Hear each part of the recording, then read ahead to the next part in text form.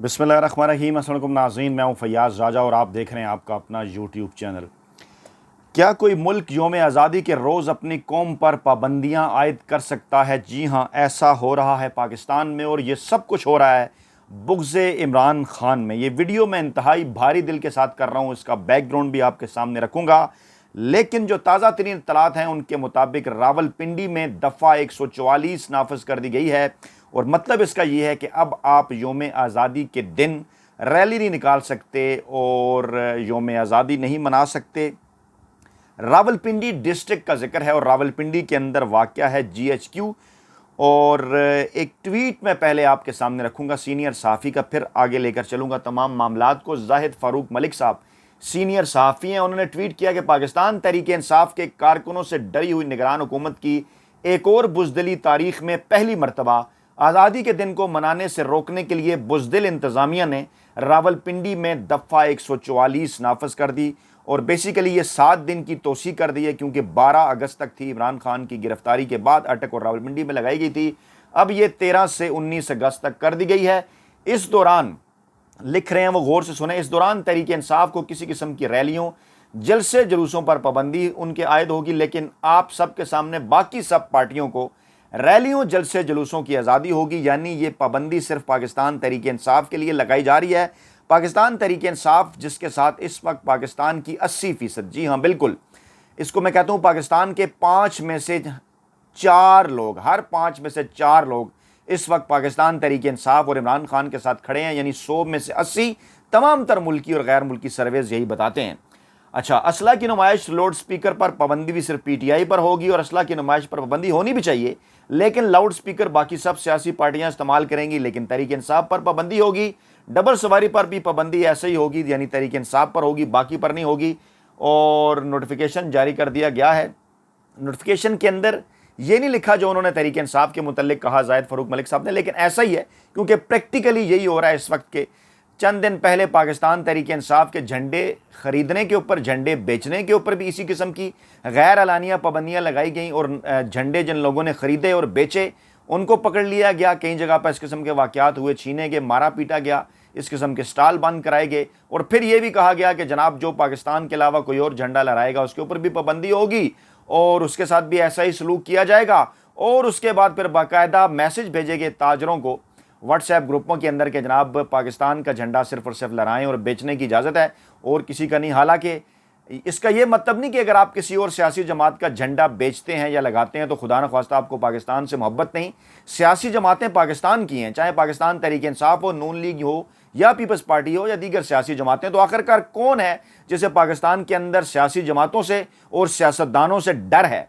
और ख़ास तौर पर इस वक्त जब निगरान वज़ीर-ए-आज़म मुल्क में आ चुके हैं, उन्हें यह जवाब देना होगा जिनका ताल्लुक बाप के साथ है कि क्या ये तमाम तर पाबंदियाँ बाप लगा रहा है या बाप का भी बाप लगा रहा है। वाज़े आकर उन्हें वाज़े होकर बताना होगा और पाकिस्तानी अवाम को एतमाद में लेना होगा कि क्या 75 बरसों में कभी इस किस्म के वाक़यात हुए मार्शल लाओं के अदवार के अंदर भी कि सियासी जमातों के झंडे लहराने और उठाने पर पाबंदियाँ लगा दी जाएँ।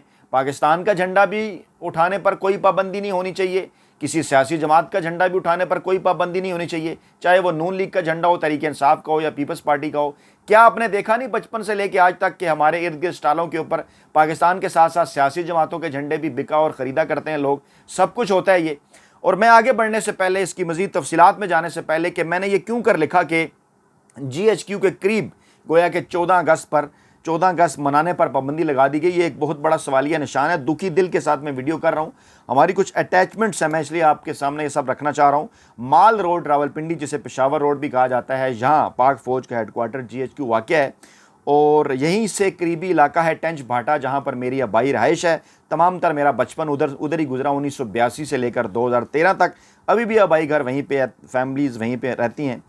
और जनाब मुझे याद है अपने बचपन के वो तमाम दिन, 1983-84 से लेकर 1999 तक, तो 14-15 साल लगातार जब भी जश्न आज़ादी आया करता था, 14 अगस्त आया करता था, हम अपने पहले पैदल, उसके बाद फिर साइकिलों पर, फिर मोटरसाइकिलों पर निकला करते थे, पाकिस्तान के हक़ में नारे लगाया करते थे।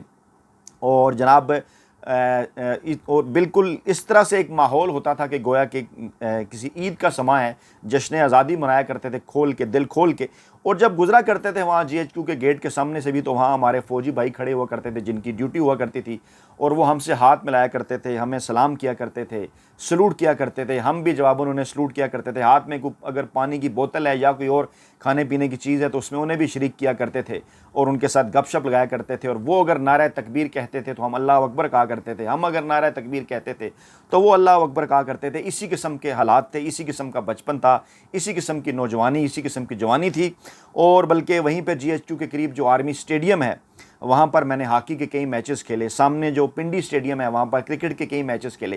करीब ही मैं स्कूल के अंदर जो है वो FG स्कूल आरे बाज़ार में पढ़ता रहा, FG स्कूल टेक्निकल के अंदर पढ़ता रहा। वहीं से हम गुजरते थे घर आते जाते टेंट से, वहीं जो अंदर ग्राउंड था वहीं खेला कूदा करते थे। तमाम तर हमारे बचपन उधर इसी तरह से गुजरा। और अवाम इस तरह से पाकिस्तान की मुसल्लह अफवाज के साथ जो है वो उनका प्यार जो है वो बाकायदा तौर पर नज़र आता था, मिसाली था, और दोनों तरफ से था ये। लेकिन अब आखिरकार ऐसा क्या हुआ कि इस किस्म का इकदाम उठाना पड़ रहा है? और इस किस्म के इकदाम, सवाल इस बात का, दुख इस बात के ऊपर होता है कि आखिरकार ऐसा क्या था कि एक चलता हुआ पाकिस्तान था, पाकिस्तान की इकानमी 6% की ग्रोथ कर रही थी, 6% के फिगर के साथ ग्रोथ कर रही थी। इंपोर्ट्स देख लें, एक्सपोर्ट देख लें, पाकिस्तान की तिजारत देख लें, पाकिस्तान के अंदर महंगाई के फिगर देख लें, पेट्रोल की कीमतें, दीगर तमाम तर मामला जितने भी थे, तमाम तर हालात आज से बेहतर थे अगर हम चले जाएँ अप्रैल 2022 के अंदर। लेकिन अब तो इस किस्म के इंकशाफात भी सामने आ रहे हैं कि मामलात का स्टार्ट अप्रैल 2020 के अंदर ही हो गया था। तो आखिरकार इमरान खान का कसूर क्या था? इमरान खान और पाकिस्तान तहरीक-ए-इंसाफ, आज भी जो पाकिस्तान की सबसे बड़ी सियासी जमात और सबसे मकबूल तरीन सियासतदान है, आज भी वो अवाम से खिताब करते हुए बार बार इमरान खान एक बात कहते हैं कि पाकिस्तान तहरीक-ए-इंसाफ से भी और मुझसे भी ज़्यादा पाकिस्तानी कौम के लिए पाक फ़ौज ज़रूरी है। और एक पाक फ़ौज और एक पाकिस्तान तहरीक-ए-इंसाफ जिनकी पूरे पाकिस्तान के अंदर मोहब्बत है, और ये दोनों मिलकर, पाकिस्तान तहरीक-ए-इंसाफ और पाकिस्तान की आर्मी मिलकर पाकिस्तानी कौम को, पाकिस्तानी अवाम को, पाकिस्तानी मुल्क को आगे ले जा सकते हैं। लेकिन आखिरकार क्या हुआ? इमरान खान से क्या कसूर सरजद हुआ? अब तक जितनी भी चीज़ें सामने आ रही हैं वो वाज़ेह तौर पर हमें ये बता रही हैं कि इमरान खान से कसूर जो सरजद हुआ वो था कि पाकिस्तानी अवाम, पाकिस्तानी आइन, पाकिस्तानी कानून और जमहूरियत के मुताबिक अपने मुस्तकबिल के हवाले से, अपनी खारजा पॉलिसी के हवाले से, अपनी दफाई पॉलिसी के हवाले से, अपनी तजारती पॉलिसी के हवाले से खुद फैसले करना, अवाम के लिए फ़ैसले करना। और जो चीज़ें सामने आ रही हैं वो यही हैं कि इमरान खान का एब्सोल्युटली नॉट कहना अमेरिका के अंत को, और उसके बाद इमरान खान का ताल्लुकात को गैर जानिबदारी की सतह पर रशिया या अमेरिका या कोई भी मामला हो तो वहाँ पर लेकर जाना कि पूरी दुनिया के साथ पाकिस्तान के ताल्लुकात अच्छे होंगे। ये नहीं होगा कि हम अमेरिका की गोद के अंदर बैठ जाएंगे और बाकी ममालिक के साथ हम अपना जो है वो अपने ताल्लुकात ख़राब कर लेंगे। भारत की मिसाल सामने है, कभी वो नॉन अलाइन मूवमेंट में हुआ करता था, रशिया के भी करीब रहा, आजकल अमेरिका के भी करीब है। हमने अमेरिका का साथ देकर, उनकी जंगें लड़कर, पता नहीं क्या कुछ कर कर इतनी हमने कुर्बानियाँ दी और बदले में हमें क्या मिला? इमरान खान यही बात कर रहे थे। लेकिन फिर उसके बाद उनके साथ क्या हुआ? वाज़े हो गया कि इस्टेब्लिशमेंट, उस वक्त की इस्टेब्लिशमेंट, आज इमरान खान इस वक्त की इस्टेब्लिशमेंट का भी जिक्र नहीं कर रहे। वो बार बार ये कह रहे हैं कि वो ये समझते थे जब इस्टेब्लिशमेंट चेंज होगी तो हालात बेहतर होंगे, लेकिन हालात बेहतर नहीं हुए। इमरान खान ये कह रहे थे कि किस तरह से इस्टेब्लिशमेंट ने उन्हें निकाला, किस तरह से रजीम चेंज ऑपरेशन हुआ। अब तमाम तर उसके सबूत जो हैं वो मुकम्मल तौर पर, वाज़ह तौर पर सामने आ चुके हैं, और अब ये कोई ऐसी बात नहीं है जो छुपाई जा सके। अब इस माहौल के अंदर के जब मुल्क के अंदर निगरान सेटअप भी आ गया, लोग इस बात को एक्सपेक्ट कर रहे थे कि अब आहिस्ता आहिस्ता एक ऐसा माहौल लेवल प्लेइंग फील्ड का पैदा होगा कि जिसमें तमाम तर सियासी जमात को, अवाम को सियासी, जमहूरी, आइनी, कानूनी, साफ़ती आज़ादियाँ हासिल होंगी। आज ये किया जा रहा है। 13 अगस्त वाले दिन के एक नोटिफिकेशन आ जाता है, जिस नोटिफिकेशन के तहत जनाब रावलपिंडी के अंदर दफ़ा 144 नाफिज कर दी जाती है। और ये दफ़ा 144 नाफिज करने का जो मकसद नज़र आता है, जो इस वक्त सोशल मीडिया के ऊपर लोग भी कह रहे हैं, बल्कि मैं एक और ट्वीट भी आपके सामने रखता हूँ। हमारे एक और दोस्त हैं, उन्होंने भी एक ट्वीट किया, और वो ट्वीट जनाब क्या है? वो ट्वीट ये है जनाब के लाहौर में, ये अहमद वड़ाइश साहब हमारे दोस्त, हम टीवी में होते हैं, उन्होंने कहा लाहौर में 14 अगस्त की मुनासबत से 11 मकामात पर प्रिजन वैन्स यानी कैदियों की गाड़ियां भी मौजूद होंगी। जश्न आज़ादी मुबारक। हम पाकिस्तान को किस तरफ ले जा रहे हैं? किस बात का खौफ है? वाज़ा तौर पर नज़र आ रहा है कि अच्छी तरह से खुफिया हाथों को, हैंडलर्स को, माफिया को, सहूलतकारों को इस बात का अंदाज़ा था, इस बात का खदशा था कि यौम आज़ादी के दिन पाकिस्तानी अवाम तमाम तर जंजीरें तोड़कर सड़कों के ऊपर निकलेंगे। उनके दाएं हाथ के अंदर अगर पाकिस्तान का झंडा होगा तो बाएं हाथ में पाकिस्तान तहरीक-ए-इंसाफ का झंडा होगा। तो पहले इन्होंने पाबंदी लगाई जनाब तहरीक-ए-इंसाफ के झंडे के ऊपर कि वो झंडा ये लेकर ना निकल सकें। अब क्या हुआ, उन्हें नजर आ गया कि झंडा तो पाकिस्तान का उनके हाथ में होगा और वो नारे लगाएंगे इमरान खान के हक में।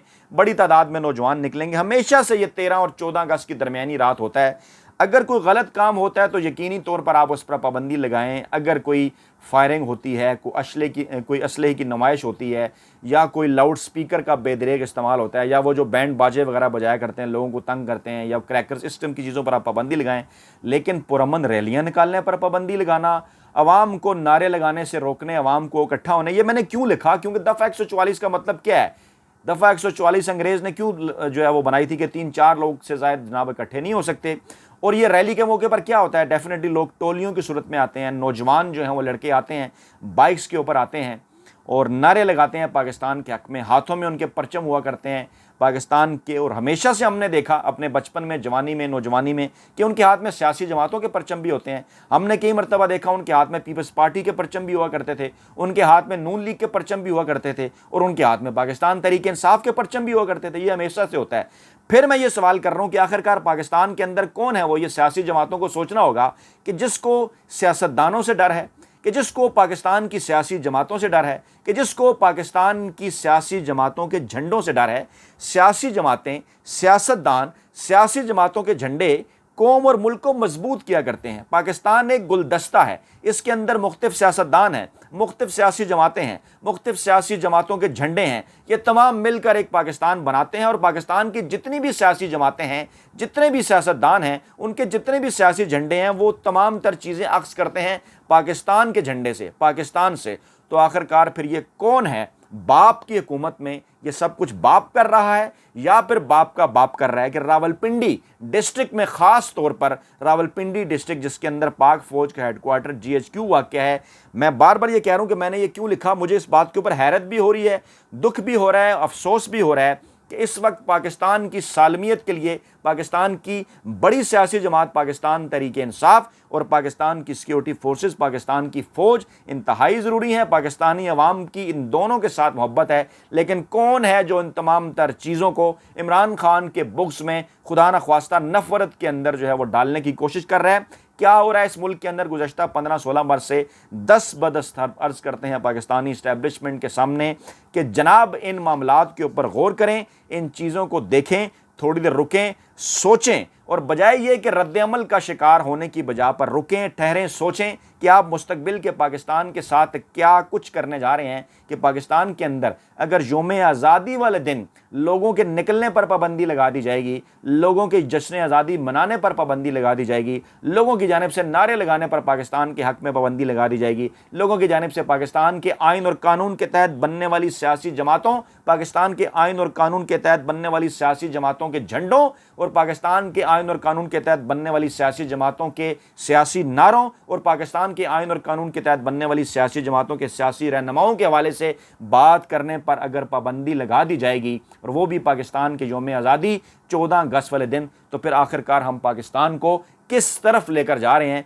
ये एक बहुत बड़ा सवालिया निशान है, जिसका जवाब यकीनी तौर पर सामने आकर उन पाकिस्तान के उन ताकतवर हलकों को ज़रूर देना होगा एक ऐसे माहौल के अंदर कि जब पाकिस्तान के अंदर आ चुका है निगरान सेटअप, जिस निगरान सेटअप ने पाकिस्तान के अंदर आगे चलकर कराने हैं इलेक्शन, और वो ऐसे इलेक्शन के जिनके ऊपर कोई आवाज़ ना उठा सके, कोई हाथ ना उठा सके। साफ और शफाफ इलेक्शन उन्होंने कराने हैं। और आगाज़ वो कहाँ से कर रहे हैं? आगाज़ यहाँ से कर रहे हैं कि सिंगल आउट करके पाकिस्तान तहरीक इंसाफ को, सिंगल आउट करके पाकिस्तान तहरीक इंसाफ के सरबराह इमरान खान को, सिंगल आउट करके पाकिस्तान तहरीक इंसाफ के झंडों को, उनके ऊपर, उनके लिए, उनके बुक्स में उनके खिलाफ इस किस्म की पाबंदियां लगाकर पूरी दुनिया को ये पैगाम दे रहे हैं कि आइंदा आने वाले इलेक्शन के अंदर पाकिस्तान तहरीक इंसाफ का रास्ता रोकने की भरपूर कोशिश की जाएगी। और उसका आगाज़ 14 अगस्त के दिन से किया जा रहा है कि आज 14 अगस्त के दिन, जिस दिन पाकिस्तानियों का यौम आज़ादी है, जिस दिन हमने अपनी नई नस्ल को ये बताना है जश्न आज़ादी जोश व खरोश के साथ मनाकर